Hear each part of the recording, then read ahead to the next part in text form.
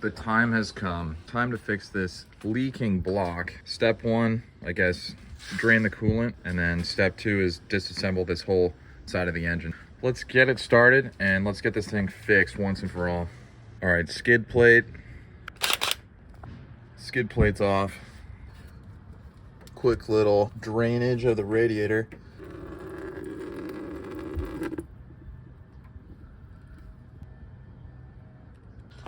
Got the cap off for that, just so there's no back pressure. Got the plug wires just pushed off to the side. Next, I'm gonna remove this heat shield. One bolt is already broken off. It's been like that for many, many years. So I just got two 12 millimeters here. Hopefully those ones don't break off too. These ones are coming out real nice because I think I put some anti-seize in them so that they wouldn't break off. Zip tie that out of the way. Gonna remove this exhaust manifold next. Best step is probably to do these. I think there's 2 or 3 bolts here. Do those from underneath. All right, I'm on the driver's side underneath. Got the exhaust here. This is where the manifold bolts to the downpipe. There's 3 14 millimeter bolts, 2 there, and then 1 right there. Tough access, but I'm gonna unscrew those real fast. Be right back. First one down. Also, you can see where the coolant has been just dripping down the side of the block and then just trickling all the way to the transmission. Yeah, I guess it makes it back pretty far. All right, second nut was able just to get from through the engine bay. I just drove this thing, so maybe having it hot helped because these just kind of unscrew by hand once you break them free. Yeah, I got one more to get. This is the last one. I'm gonna try to do that one from in the bay as well. All right, got that last nut. So I got this one and this one from above, and then this last one from underneath. Probably your best bet. Now, next step, remove all these 14 millimeter nuts so we can take this off.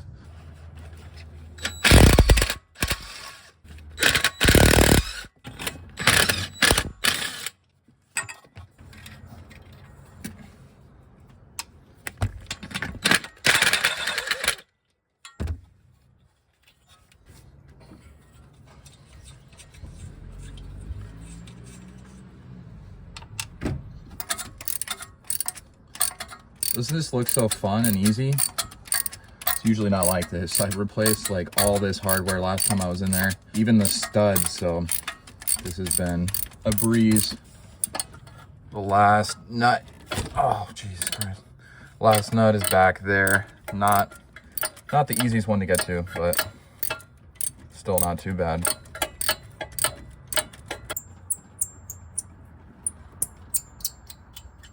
All right, that was the last one. Now, this manifold is technically free, but there's a little brace where the exhaust is. And if you unscrew that, that'll give you some like flexibility with the exhaust.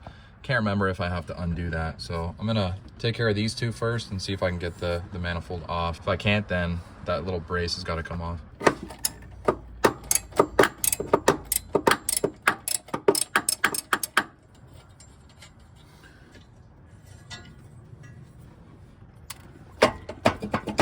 Yeah, that's freed up, but there's no way to actually like get it off. So yeah, that brace does have to be unscrewed. I just remember it's 1 bolt, pretty easy.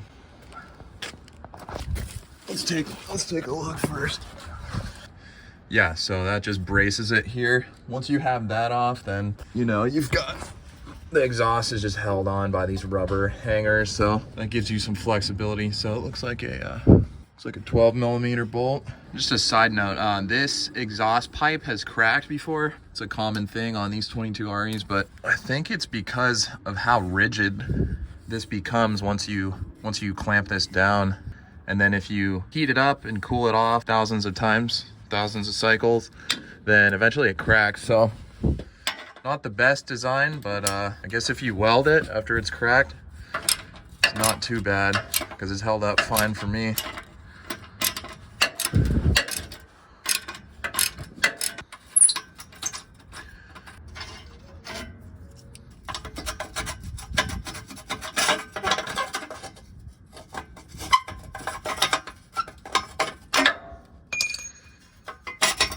All right, yeah, that buys you some wiggle room. So let's go take a look.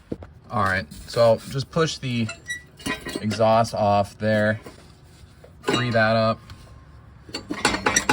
and then basically home free. You know what? It's actually better to remove this pipe. So just 2 bolts here. Take that off. That's the smarter way to do it.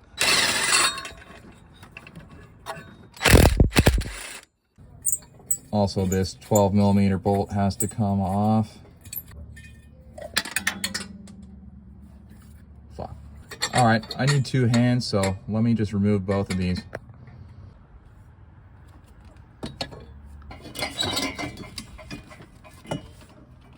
Oh, that's fucking heavy. Okay, so our problem is right there.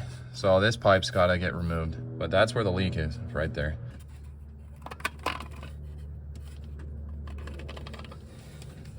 So I'm just gonna remove these hose clamps for now, take this 12mm bolt off, and then I believe there's 2 nuts or something like that that connect this pipe to like the water pump. I can't remember. We'll just do those first and then take care of that.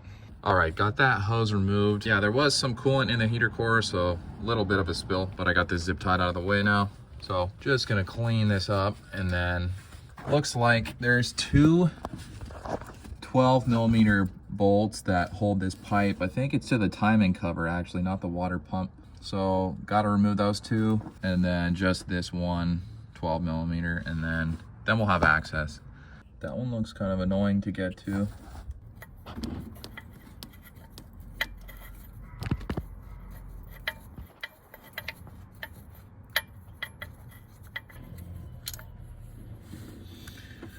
Fuck. Well, this is not going to be fun. As you can see, this bolt is actually pretty long, and the bottom bolt butts up against this bracket for the alternator. So, I'm trying to think.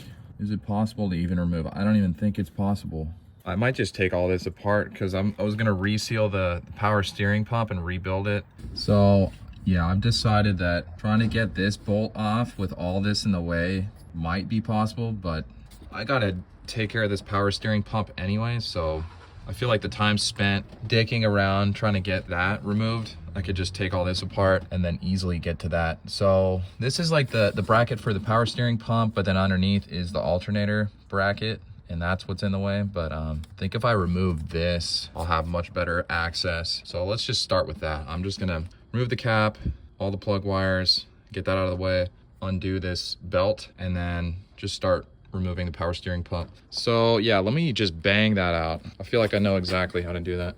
All right, removal of the belt, 14mm on this idler pulley. Just unscrew that a little bit, and then you're able to back out the tensioner bolt, also 14mm. So just unscrew that, pull the belt off. Got my gun through here, just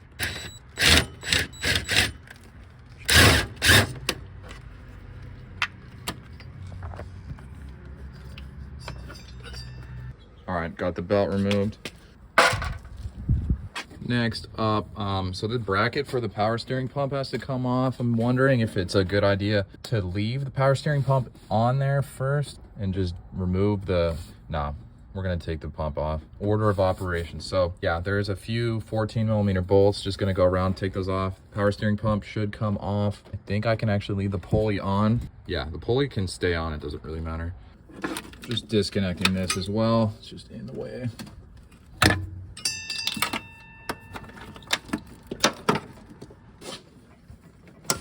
Jesus Christ. Some monkey put that one on, AKA me. Shit.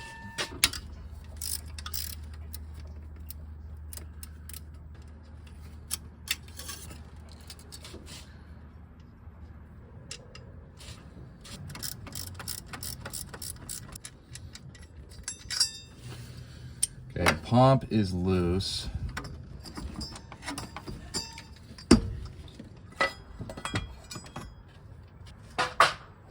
So it turns out that this bracket actually is like a secondary bracket for the power steering pump. So it's held on by, I guess, 3 bolts in total. One here, and then there's one underneath. I'll show you. There's one right here. So whoever's doing this job, you could just remove that bracket, I think, by itself, and you'll be just fine. You'll be able to get to that last little 12mm bolt. But it doesn't matter for me. I need to fuck with the power steering pump anyways. You can also see the red coolant has made it all the way here from the leak. So yeah, there we go. Yep, drop it in. All right, there we go. Okay, back to the situation at hand. Now we can get to that pretty easily, so let me remove that.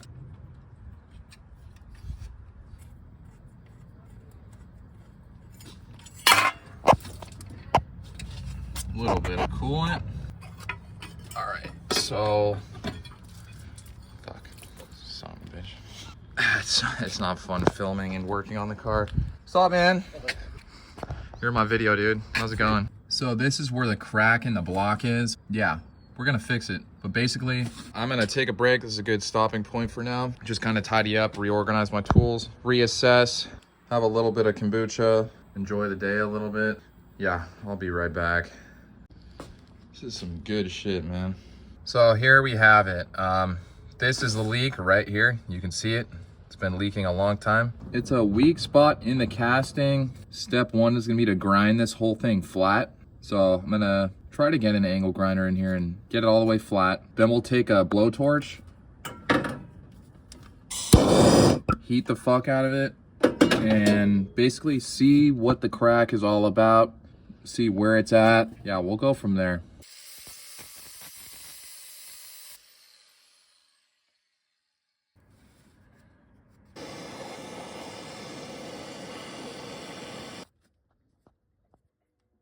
All right, took a break, switched to a Dremel. Now we can see that crack pretty damn easy. It's actually a lot bigger than I thought it was. So it's probably like 3 inches. It's hard to tell because of the glare, but it stops approximately right there. I'm probably gonna just sit and think about this for a bit. So that being said, I think I have the crack pretty much outlined. Now I'm just gonna make a diagram on my iPad. Just kind of explain what the method of attack is going to be here. I'll be right back. All right, so check this out. This is the diagram of the engine. Rough little diagram. So those are the freeze plugs. This is the crack, or the red part is the crack. Method of attack, basically, we're going to drill the very top of the crack with this drill bit all the way through. Make sure we get the very tail end of it, like we just saw. Then we're going to make more holes all the way down, leaving a little bit of space in between. Talk about that in just a second. We'll drill holes all the way down, all the way to the end of the crack, a little bit past the end. Then we'll tap the holes with this tap. It's a specific tap, corresponds to these plugs. These have like a flared thread. This is like the correct procedure if you want to repair a crack in like an engine block. So you drill those holes, you tap them, you put these plugs in. Basically we do that all the way through the crack. One here, one here, one here, all the way down, leaving a little bit of a gap. So it would look like this once the plugs are in. Then we come back through and we drill holes in between the plugs, tap those holes, and then put more plugs in. So basically we're left with an overlapping seam, and you can like stitch the crack so that it's perfectly sealed. One other thing to mention is you want to put JB weld on the threads as well as the tapped holes. That way we can make sure it's like perfectly sealed. Like I said, the threads are flared, so that helps a lot with the sealing. That's what it's gonna look like. Obviously the amount of plugs and stuff won't really match this, but we're gonna take all this stuff and go out to the garage and do it on the engine. So let's go see if we can make it look that good. So I made a mark for the first hole with a Sharpie, and then just, you know, use this tool. I forget the name of it, but basically just gives you a little indent for your drill bit to start so it doesn't walk all over. I'm gonna drill that hole. Wish me luck. As you can see, coolant's coming out of there. Yeah, we didn't have any coolant coming out because this crack is not so much of an issue until it gets hot, but yeah, that's the first hole. I don't even think I'm through all the way yet. So made a few holes so far. This is what we got. I'm gonna eat some dinner and then carry on and probably just working into the night on this project. Yeah, I tried to drain the block of the engine, but I don't know, nothing's coming out of the drain. Just kind of letting the coolant trickle and then drain into this pan. Okay, so we got the whole crack basically drilled out. I'm gonna lay on top of the engine and look as close as I possibly can. Make sure I got the ends. yeah, we'll start tapping each hole and then put the plugs in. This is a little ridiculous, but I have the passenger side jacked up. I can't get any more coolant out of the block. So there's still some coolant coming out of here, and I don't want that when we go to put JB Weld in there. So just tilting the truck on its side a bit, and I'm gonna vacuum out as much of that coolant as I can with this straw just attached to the vacuum.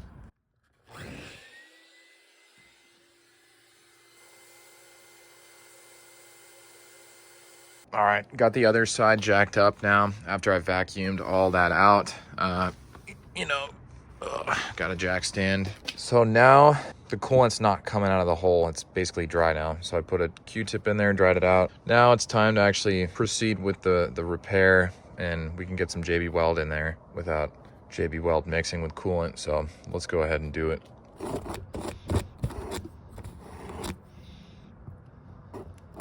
All right, first plug.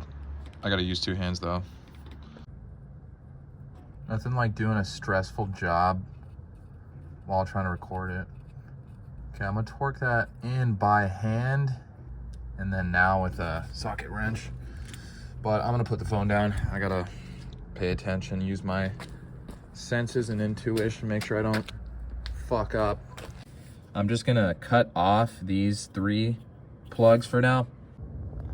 All right, so we got the first 4 plugs in, cut them off, ground them down. Now I'm gonna stick these other 3 in and then do the same. So I'll be right back. All right, so I've got 1, 2, 3, 4, 5, 6, 7 plugs in there. Cut them off, ground them down, but they're not perfectly flush with the surface. They don't have to be, anyways. Next step is to go in between, drill all those holes. So 1, 2, 3, 4, 5, and then 6. I'm gonna drill those holes, tap them, and then repeat the process with the 6 more plugs. So basically we'll have 13 total, and that should take care of the whole crack. So I'll be right back with those 6 drilled holes. Okay, here we are. So I've got the last 6 drilled out. Now I'm gonna tap them and then put the plugs in with the JB Weld. As you can see, they're all overlapped and the crack is gone now. So not a fun job, I'm not gonna lie. This has been a long fucking day. I think it'll definitely be worth it. That crack would just keep progressing, and eventually this block would just be garbage. So yeah, let's tap these last 6 and then put those plugs in, cut them off, grind them down, try to make it look a little bit better. I nicked the block with an angle grinder, you can see right there, but it's not gonna do much. I think if I grind it all down, it should look pretty good. So yeah, let's put this shit together and call it a night. All right, got the last 6 plugs ready to go. Okay, so I got the last few plugs in, the last 6. Yeah, now I'm gonna clean up the excess JB Weld and then just grind all this stuff flat. I'll be right back yet again. So this is our stopping point for the night. I ground it all down just to get a better look at everything. I'm not so happy with a few of these in terms of like the amount of overlap. Like right here, I'm gonna add another plug. So I'll drill a hole here, tap that, and then plug it again here as well. Like there's still a crack here technically. So I'll have to just go over this again tomorrow. I need a fresh brain anyways. Yeah, so maybe 1, 2, 3, 4. So maybe like 4 more. Either way, the crack's pretty much gone. It looks like it did propagate a little more, so I must have missed the end of it. So it looks like there's a little piece of it right here. That's 1 more plug, so that's like 5 more. This has been a hell of a day. This is a big crack. Typically, from what I've seen on the forums, on these 22 REs, the crack is usually not that big. This one has been, I mean, I've been driving around with it like this for like 7 years. I can only imagine it's gotten bigger. Better now than maybe 10 more years later. This crack would be like a foot. Anyhow, yeah, I'm gonna stop for the night. So it's the next day, got a good night of rest. Basically, we're just gonna go along that crack and make sure where those plugs are ground down that the overlap is adequate. So I think there's a couple spots that we got to fix. So first things first, I'm gonna drill some holes and then we'll see how many plugs we need in total. Okay, so I drilled the very top of the crack, eliminated that. You can see there is a little tiny piece of it right there. I tapped this already, gonna put a plug in there, cut it off, grind it down do the same with this one as well as this one. And then yeah, just grind it all down, take another look at the whole thing, and then come back through, drill one more hole, one more plug right there. And then I think that should take care of the whole thing. We'll go through the whole thing, double check all the overlap is adequate. Then we'll probably just conclude the repair. And then yeah, I feel pretty good about it so far. So yeah, let me just finish these last few. Okay, that's the last 3 plugs. I'm pretty sure we got the crack like 100% now. So I'm gonna cut those off, grind it down. We'll take a look, one final look.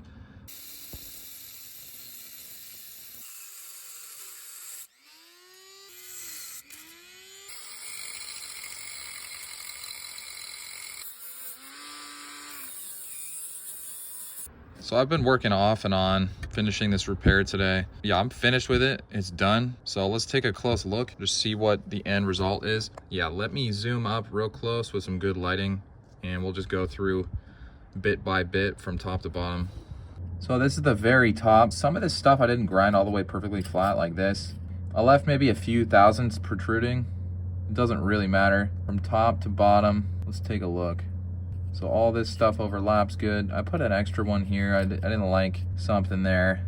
This is just barely overlapping, but we're gonna go ahead with it. These are all great. These are all great. And that brings us to here. This is not 100% overlapping, but I would say it just is barely overlapping. But yeah, we're gonna go ahead with it. Yeah, it looks pretty good in my book. There's no trace of the crack.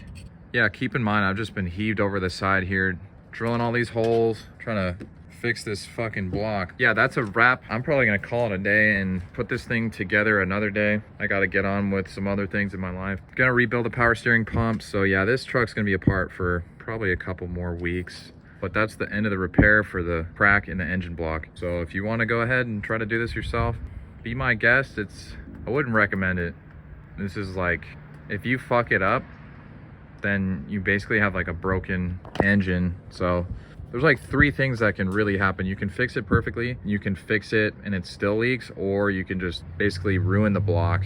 Tapping all these holes, you know, it's tedious. If you misthread something or cross thread something, then you can have a real can of worms on your hands. So I don't think I would recommend this, but it might be a good idea to take care of something like this like very early on. I've seen a lot of these trucks on the forums where they just have a little leak, and I would probably go in there and take care of that as soon as you can, because it will spread, it will get bigger. This is like a severe case. In total, this is probably like 5 inches from here to here. Yeah, I would nip it in the bud if you can, but if it gets to be this big, I don't know. I don't think I would recommend it. I would probably just take the engine out, maybe find a new block, or just repair it when you have it like on an engine stand, because this is just not the smartest job. It came out pretty damn good. I'm happy with it. Like, I'm confident it's gonna hold up very well, but I don't know. Very time consuming, stressful. But yeah, thanks for watching.